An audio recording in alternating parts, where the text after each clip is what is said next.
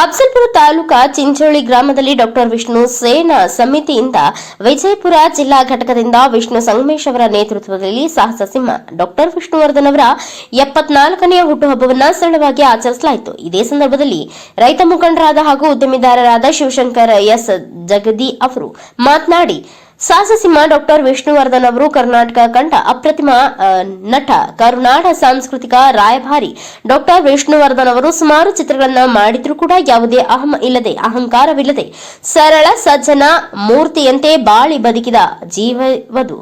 ಆದರೆ ಅವರಿಗೆ ದಕ್ಕಬೇಕಾದಂತಹ ಸನ್ಮಾನಗಳು ಕರ್ನಾಟಕದ ಯಾವುದೇ ಸರ್ಕಾರವಿರಲಿ ಸ್ಪಂದಿಸಿಲ್ಲ ಅನ್ನುವುದೇ ಒಂದು ಬೇಸರದ ಸಂಗತಿ. ಹಾಗೆ ಅವರು ಬೆಂಗಳೂರಿನಲ್ಲಿರುವ ಪುಣ್ಯಭೂಮಿಯನ್ನ ಆ ಸಮಸ್ಯೆಯನ್ನ ಉಳಿದಿರುವುದು ಅಭಿಮಾನಿಗಳಿಗೆ ಒಂದು ಬೇಸರದ ಸಂಗತಿಯಾಗಿದೆ. ಕೂಡಲೇ ಅಭಿಮಾನಿಗಳಿಗೆ ಆ ಪುಣ್ಯಭೂಮಿಯನ್ನ ನ್ಯಾಯಾಲಯದ ಮುಖಾಂತರ ದೊರಕಿಸಿಕೊಡಬೇಕಾಗಿ ಈ ಮುಖಾಂತರವಾಗಿ ಮನವಿ ಮಾಡಿಕೊಂಡರು. ಹಾಗೆ ಇದೇ ಸಂದರ್ಭದಲ್ಲಿ ವಿಷ್ಣುವರ್ಧನ್ ಅವರ ಭಾವಚಿತ್ರಕ್ಕೆ ಮಾಲಾರ್ಪಣೆ ಮಾಡಿ ಹಿರಿಯ ಮುಖಂಡರಾದ ಮಲ್ಲಿಕಾರ್ಜುನ ಪೂಜಾರಿ, ಬಸವರಾಜ ಪೂಜಾರಿ, ರವಿ ರಾಠೋಡ್, ಸಂತೋಷ್ ಮದರಿ, ಯುವ ಮುಖಂಡರಾದ ಅಭಿಷೇಕ್ ಸೇರಿದಂತೆ ಇನ್ನು ಅನೇಕರು ಕಾರ್ಯಕ್ರಮವನ್ನು ಯಶಸ್ವಿಗೊಳಿಸಿದರು.